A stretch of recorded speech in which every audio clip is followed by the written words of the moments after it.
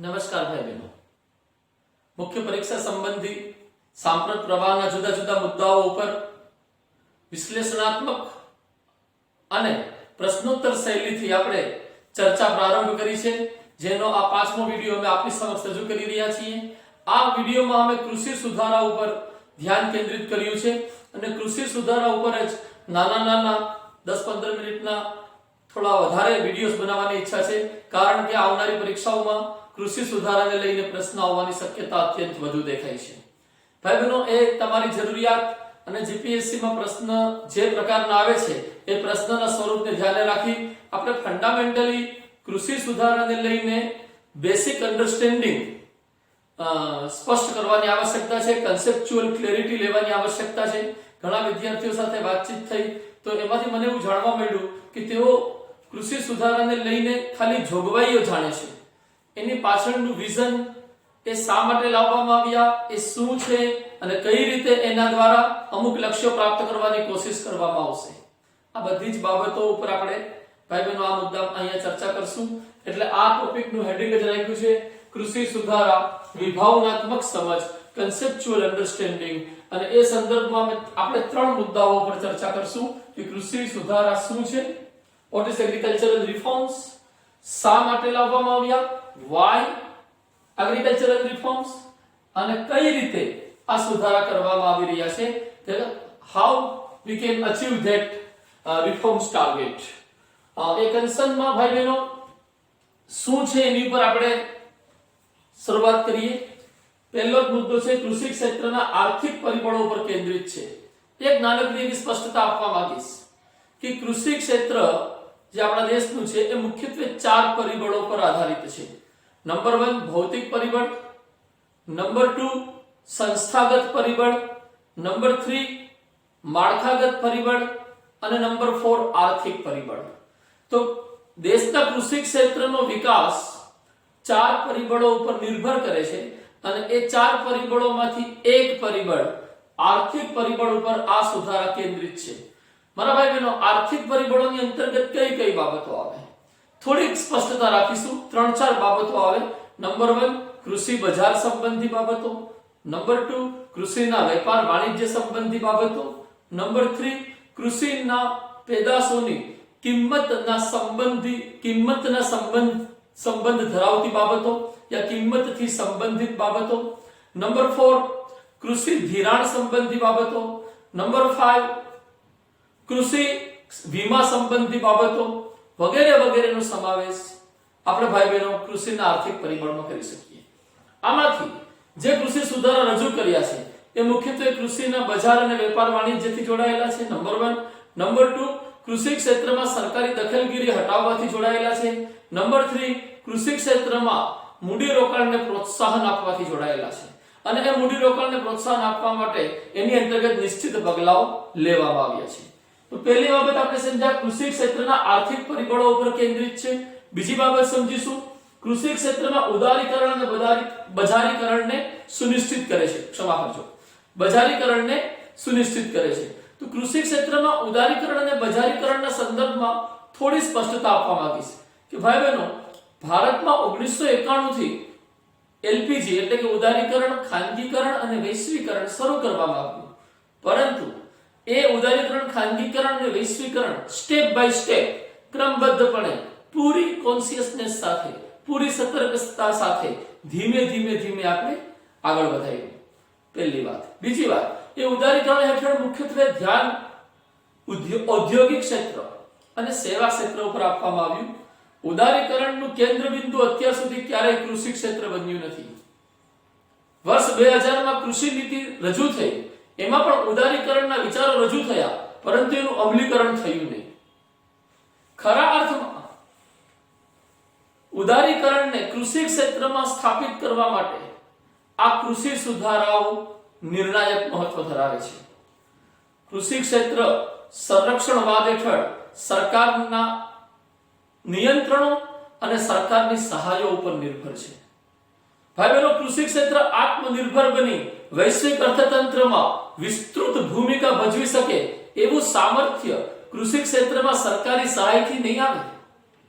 એવું સામર્થ્ય કૃષિ ક્ષેત્રમાં બજારીકરણ અને ઉદારીકરણ લાવી કૃષિ ક્ષેત્રની અંદર ખેડૂતોને જ એન્ટરપ્રિન્યોર બનાવવાની જરૂરિયાત છે અને એ સંદર્ભમાં આ સુધારા કૃષિ ક્ષેત્રમાં જ એવા બજારીકરણ અને ઉદારીકરણને પ્રોત્સાહન આપે છે કે જ્યાં સરકારી નિયંત્રણો અને નિયમનોના સ્થાને, સરકારી દખલગીરીના સ્થાને એક એવું વાતાવરણ સર્જિત થાય કે જેમાં લેવલ પ્લેઇંગ ફિલ્ડ સાથે મુક્ત સ્પર્ધા સ્થાપિત હોય, એક એવી સ્પર્ધા કે જેમાં ખેડૂતોના હિતો સાથે કોઈ સમજૂતી ના થાય અને કૃષિ ક્ષેત્રની અંદર આ મુક્ત સ્પર્ધાથી અધિકતમ ઉત્પાદન, અધિકતમ ઉત્પાદકતા અને અધિકતમ આવક વૃદ્ધિ સુનિશ્ચિત થઈ શકે. આ દ્રષ્ટિબિંદુથી આપણે એવું માની શકીએ કે આ કૃષિ સુધારાનો વિષય વસ્તુ જો આર્થિક પરિબળ છે તો આ કૃષિ સુધારાનું અભિગમ બજાર કેન્દ્રિત છે. બીજા પોઈન્ટમાં આપણે આ જ વસ્તુ શીખ્યા કે આ કૃષિ સુધારાનો અભિગમ બજાર કેન્દ્રિત છે, કૃષિ ક્ષેત્રના બજારીકરણને પ્રોત્સાહન આપવા માંગે છે. ત્રીજી વાત, સંરક્ષણવાદના સ્થાને મુક્ત સ્પર્ધાને પ્રોત્સાહન આપે છે. સંરક્ષણવાદ શું છે? પ્રોટેક્શનિઝમ શું છે? થોડુંક એને સ્પષ્ટ કરવાની કોશિશ કરીશ ભાઈ બહેનો. વર્તમાન વિશ્વમાં જુદી જુદી સરકારો દ્વારા પોતાના ઔદ્યોગિક ક્ષેત્ર, કૃષિ ક્ષેત્ર, આયાત નિકાસ વગેરે જેવા ક્ષેત્રમાં પોતાના ડોમેસ્ટિક પ્રોડ્યુસર્સને યાની કે ઘરેલુ ઉત્પાદકોને જે પ્રોત્સાહનો આપવામાં આવે છે, જે સહાયો આપવામાં આવે છે, એ એક પ્રકારનું સંરક્ષણ છે. બીજું, ઘરેલુ ઉત્પાદકો ને વૈશ્વિક સ્પર્ધાનો સામનો ન કરવો પડે એટલે વિદેશી મૂડીરોકાણ અને વિદેશ વેપાર સંબંધી આયાતો ઉપર સરકાર દ્વારા પ્રતિબંધો મૂકવામાં આવે છે. આવા પ્રતિબંધોનો ઉદ્દેશ દેશી ઉત્પાદકોને સંરક્ષણ પ્રદાન કરવાનો હોય છે અને વિદેશી ઉત્પાદકોથી એમને રક્ષિત કરી તેમના અસ્તિત્વને અધિકતમ વિકસિત કરવાનો હોય છે. મારા ભાઈ બહેનો, 1950 થી 1990 દરમિયાન ભારત આ સંરક્ષણવાદની નીતિ ઉપર નિર્ણાયક સ્વરૂપે ચાલ્યું, વિસ્તૃત સ્વરૂપે ચાલ્યું. પરંતુ એ પછી 1991 થી આપણે સંરક્ષણવાદને સીમિત કરી મુક્ત અને સ્પર્ધા આધારિત અર્થતંત્ર તરફ આગળ વધ્યા, જેને આપણે ઉદારીકરણ, ખાનગીકરણ અને વૈશ્વિકરણ કહીએ છીએ. મારા ભાઈ બહેનો, એ દિશામાં આપણે આગળ વધ્યા. ઔદ્યોગિક ક્ષેત્રે સ્થાપિત જુદા જુદા પ્રકારનું સંરક્ષણ લગભગ સમાપ્ત કરવામાં આવ્યું. એ સમયે ઔદ્યોગિક ક્ષેત્રથી પણ આવો જ વિરોધ થઈ રહ્યો હતો સંરક્ષણ સમાપ્ત કરવાનો, જેવો અત્યારે કૃષિ ક્ષેત્રની અંદર ખેડૂતો દ્વારા થઈ રહ્યો છે. ખાનગીકરણનો સરકારી કર્મચારીઓ દ્વારા, ખાસ કરીને વિનિવેશનો, જેને આપણે ડિસઇન્વેસ્ટમેન્ટ અથવા ગુજરાતી ભાષામાં બિનમૂડીકરણ કહીએ, વિનિવેશનો સરકારી કર્મચારીઓ જે કંપનીમાં કાર્યરત હતા, જે કંપનીનું વિનિવેશ કરવાનો નિર્ણય સરકારે લીધો હોય, એ વિનિવેશનો પણ એ સરકારી કંપનીના કર્મચારીઓ દ્વારા વ્યાપક વિરોધ થયો છે. મારા ભાઈ બહેનો, 1991 પછી પણ આપણે કૃષિ ક્ષેત્રમાં સંરક્ષણવાદને જાળવી રાખ્યો અને એ સંદર્ભમાં એપીએમસી હેઠળ જ ખરીદ વેચાણ થઈ શકે એવી એક સરકારી નિયંત્રણ વ્યવસ્થા, એમએસપી દ્વારા બજારમાં કિંમતોના નિર્ધારણમાં સરકારની દખલગીરી, આ બધી બાબતોને આપણે જાળવી રાખી ખેડૂતોના હિતોની સુરક્ષા સુનિશ્ચિત કરવા માટે. હવે અત્યારે આ જે કૃષિ સુધારા રજૂ થયા છે એ સંરક્ષણવાદને સંપૂર્ણ રીતે નકારતું નથી, પરંતુ એ સંરક્ષણવાદના સ્થાને સ્પર્ધાને પ્રોત્સાહન આપવા માટે જુદા જુદા મુદ્દાઓને હાથમાં લે છે અને એ મુદ્દાઓ ઉપર નિશ્ચિત પ્રકારના સુધારાનો પ્રસ્તાવ કરે છે. એ સંદર્ભમાં આપણે જોઈ શકીએ કે એપીએમસી સિવાય પણ ખેડૂતો પોતાની ખેત પેદાશો વેચી શકે એવી જોગવાઈ કરતો વેપાર વાણિજ્ય સંબંધી કાયદો આપણે જોયો અથવા જોઈશું, જે સરકારે સુધારામાં સામેલ કર્યો છે. એ હકીકતમાં એપીએમસી થી બહાર ખેડૂતોને સ્વતંત્રતા પ્રાપ્ત થાય કે એને જ્યાંથી અધિકતમ કિંમત મળે એ સ્થળે પોતાની પ્રોડક્ટ વેચી શકે, ચાહે એ સ્થાન પોતાના રાજ્યની અંદરનું હોય અથવા રાજ્યની બહાર કોઈ અન્ય રાજ્યનું હોય. આ પ્રકારની સ્વતંત્રતા, આ પ્રકારની સ્પર્ધા આ કૃષિ સુધારાઓ દ્વારા કૃષિ ક્ષેત્રમાં સુનિશ્ચિત કરવામાં આવી છે. અહીંયા હું એ સમજાવવાની કોશિશ કરી રહ્યો છું, સંરક્ષણવાદ નહીં, સ્પર્ધા, સરકારી નિયંત્રણ નહીં, મુક્ત અર્થતંત્ર. અને એ દ્રષ્ટિથી આપણે તારણ સ્વરૂપે કહી શકીએ કે આ કૃષિ સુધારા કૃષિ અર્થતંત્રના ઉદારીકરણ અને બજારીકરણ ઉપર કેન્દ્રિત છે, કે જેમાં સ્વસ્થ સ્પર્ધાના આધારે ખેડૂતોનો અધિકતમ વિકાસ કરવાની કોશિશ થશે. મારા ભાઈ બહેનો, કૃષિ સુધારા શું છે એ વાતને સમજ્યા પછી આપણે હવે સમજીએ શા માટે લાવવામાં આવ્યા. બહુ જ સરળ વાત છે, બહુ જ સરળ કારણ છે. છેલ્લા 30 વર્ષ દરમિયાન ઔદ્યોગિક ક્ષેત્રનો વિકાસ દર 5% ની ઉપર રહ્યો સરેરાશ. સેવા ક્ષેત્રનો વિકાસ દર સરેરાશ 10% થી ઉપર રહ્યો, પરંતુ કૃષિ ક્ષેત્રનો વિકાસ દર સરેરાશ 2% ની આસપાસ, 2 થી 3% ની વચ્ચે રહ્યો.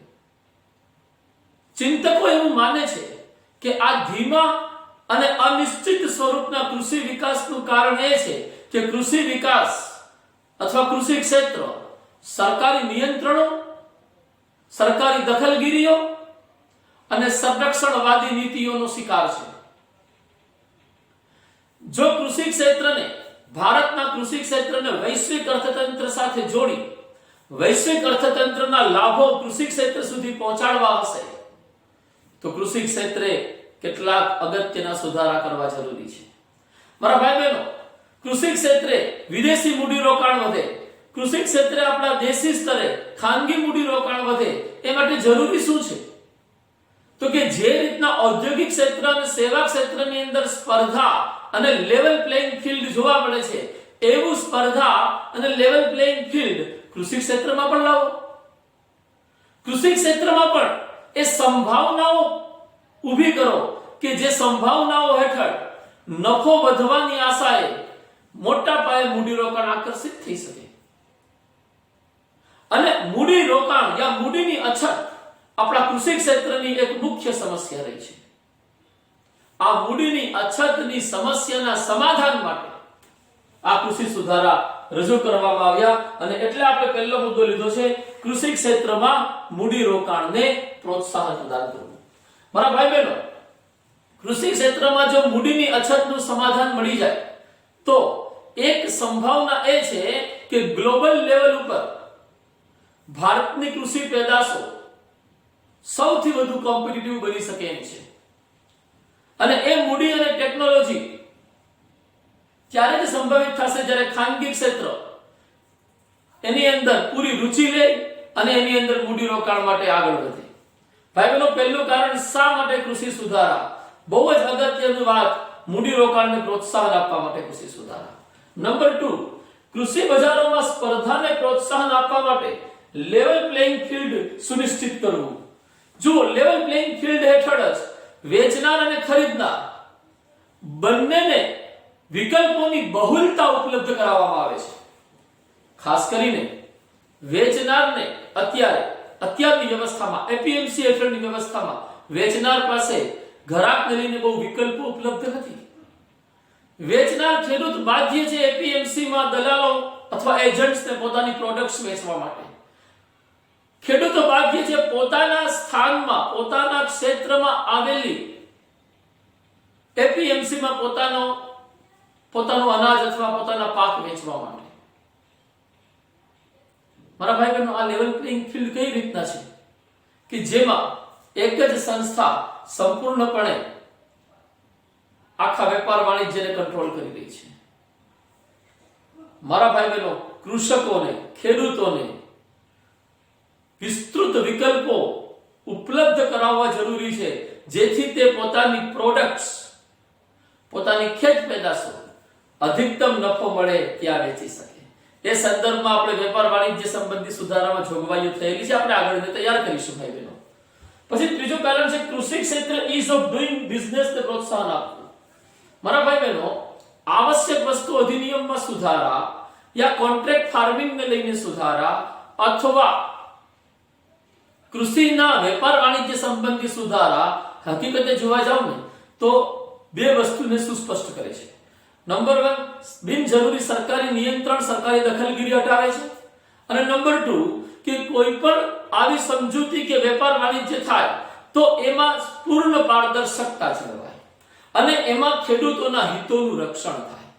તો આ એક એવી વ્યવસ્થાની રજૂઆત છે કે જેની હેઠળ અર્થતંત્રમાં ઈઝ ઓફ ડુઈંગ બિઝનેસ ને પ્રોત્સાહન પ્રદાન કરી વળી પાછી એ જ વાત મૂડી રોકાણ અને વેપાર વાણિજ્યને પ્રોત્સાહન પ્રદાન કર્યું. મારા ભાઈ બહેનો, ચોથું કારણ જેની વાતો લગભગ છેલ્લા 4-5 વર્ષથી થઈ રહી છે કે વર્ષ 2022 સુધીમાં ખેડૂતોની આવક બમણી કરવાનું લક્ષ્ય ભારત સરકારે રાખ્યું છે. ભાઈ બહેનો, એક એવો દેશ કે જ્યાં છેલ્લા 3 દાયકાનો અનુભવ છે કે ખેતી હવે નફાકારક વ્યવસાય રહ્યો નથી.